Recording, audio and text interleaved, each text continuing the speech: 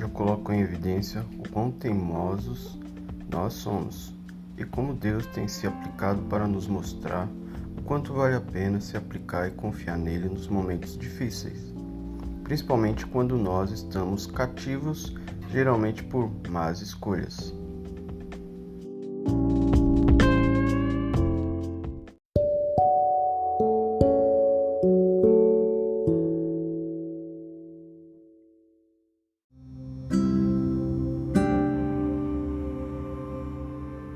Hoje eu tive a oportunidade de fazer uma exposição a respeito de um texto que fala em Jeremias. Eu não quis deixar de registrar a respeito do que eu estou aprendendo. Realmente tenho observado em minha vida que algumas coisas não fluem enquanto eu não consigo vencer outras. É semelhante mesmo a um videogame, né? Que a gente tem fases e que a gente não consegue avançar até que vençamos um estágio de um mestre de fase. Quando eu me deparei nessa situação, tudo me aponta para uma visão semelhante de um soldado que tem de ser disciplinado para conseguir resultados melhores. Não tem como a gente conquistar coisas se não tivermos essa vontade. E nesse sentimento existe a palavra obstinação. Existe a boa e a má obstinação. Ou seja, se eu estou apontando para o lugar certo, eu sou obstinado, persistente, com certeza a disciplina me levará ao resultado, à vitória. Se eu fizer o contrário, a derrota. Tenho observado essa situação constantemente. Não tenho mais alternativas a não ser assumir uma postura firme em relação a isso tudo.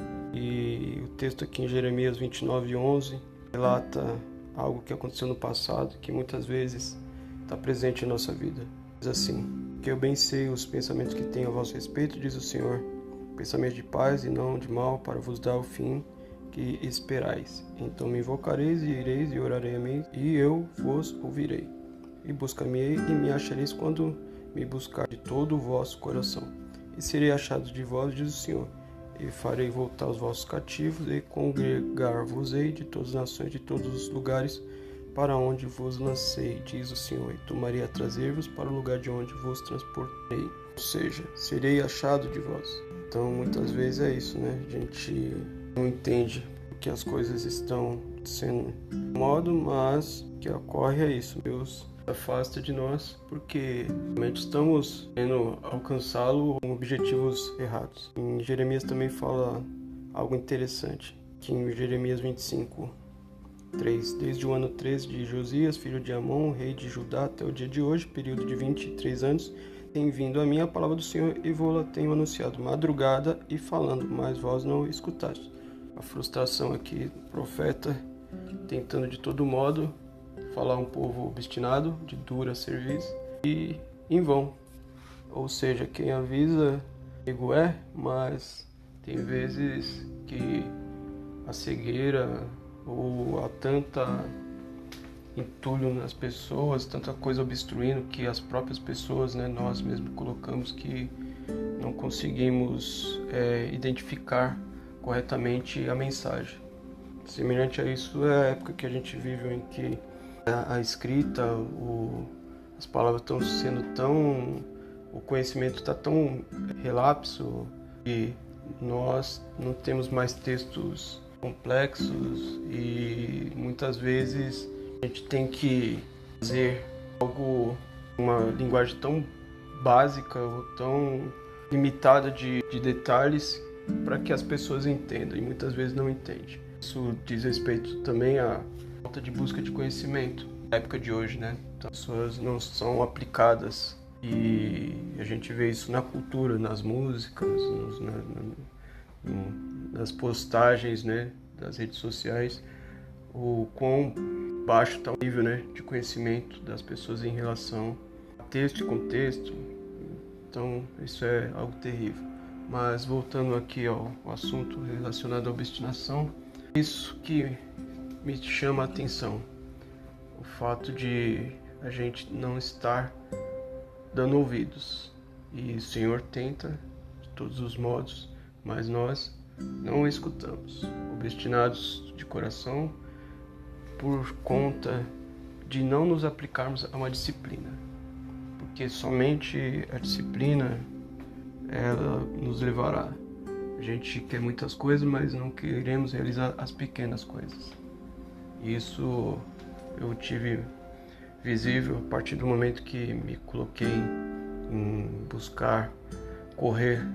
Para correr mais quilômetros, tem que ter não só a vontade de eu começar a correr, você tem que ter preparo físico, uma disciplina de alimentação. Isso não vai acontecer de uma hora para outra, é algo gradativo.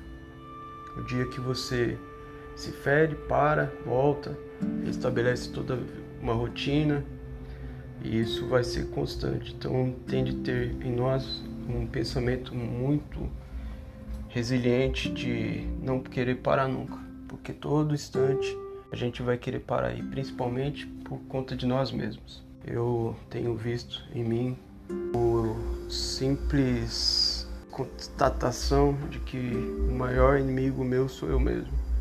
Depois disso passa a ser o mundo, e em terceiro o diabo, Satanás, o enganador, que utiliza dos recursos que eu dou para poder me fixar nesse mundo. Isso é frustrante, porque nos faz entender aquela ilustração do pastor, e nós como ovelhas, aí vagando por lá e por cá, o pastor chamando, e a gente não está ouvindo. Aí entendemos que Deus, de algum modo, está querendo nos ensinar algo, mas muitas vezes a distância não faz ouvir a voz dele direito. Ou até mesmo as ilusões nos fazem imaginar que a gente pode muitas vezes dar voltas aí pelo mundo e voltar sem que nada tenha acontecido, pois não é assim. Quando volta quebrado, se é que vai voltar. Então isso são coisas muito sérias, e estar falando isso também é para que eu possa falar e ouvir quando assim estiver alheio às circunstâncias, achando que teria êxitos, não por através desse conhecimento. Para finalizar, Isaías 59. Eis que a mão do Senhor não está encolhida, para que não possa salvar, nem agravado seu ouvido, para não poder ouvir.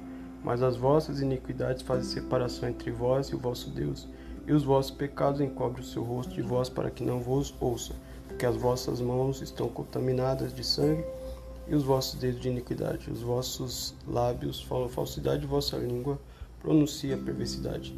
Ninguém há que clame pela justiça, ninguém que compareça em juízo pela verdade. Confiam na vaidade, falam mentiras, concebem o mal e dão luz à iniquidade. Chocam ovos de basilisco e tecem teias de aranha. O que comer dos ovos deles morrerá, e, quebrando-os, sairá uma víbora. As suas teias não prestam para a veste, nem se poderão cobrir com suas obras. As suas obras são obras de iniquidade, e obra de violência há nas suas mãos. Os seus pés correm para o mal e se apressam para derramarem o sangue inocente. Os seus pensamentos são pensamentos de iniquidade, destruição e quebrantamento há nas suas estradas. Não conhece o caminho da paz, nem há justiça nos seus passos. Fizeram para si veredas tortuosas. Todo aquele que anda por elas não tem conhecimento da paz. Por isso o juízo está longe de nós, e a justiça não nos alcança. Esperamos pela luz, e eis que só trevas. Pelo resplendor, mas andamos em escuridão. Apalpamos as paredes como cego, e como os que não têm olhos andamos apalpando. Tropeçamos ao meio-dia como nas trevas, e nos lugares escuros como mortos. Todos nós bramamos como urso, e continuamente gememos como pombas. Esperamos pelo juízo, e não o há. Pela salvação está longe de nós, porque as nossas transgressões se multiplicaram perante ti, e os nossos pecados testificam contra nós. Porque as nossas transgressões estão conosco, conhecemos as nossas iniquidades. Algumas exortações que poderíamos tomar para a nossa vida, comparando aquilo que aconteceu no passado, senão é aquilo que nós muitas vezes estamos passando. Eu realmente tenho nessas palavras uma orientação muito clara a respeito do que é um espelho.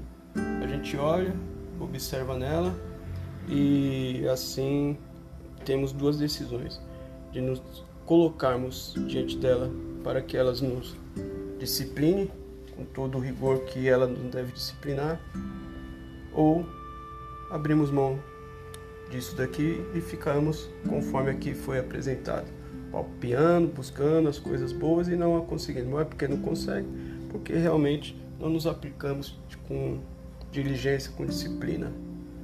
Fazemos as coisas um dia, no outro dia não fazemos. Somos inconstantes. E esse é o pensamento que eu trago para a minha vida e que, se alguém assim o sente, que venhamos uns aos outros nos exortarmos para que não venhamos ficar pelo caminho, porque é isso que eu tenho aprendido, que melhor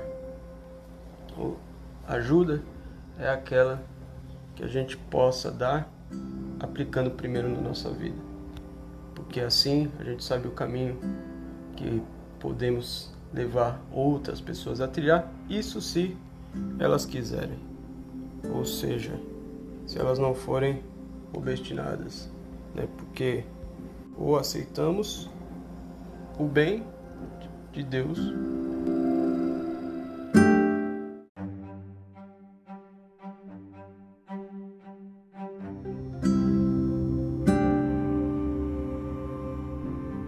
ou aceitamos o mal do diabo.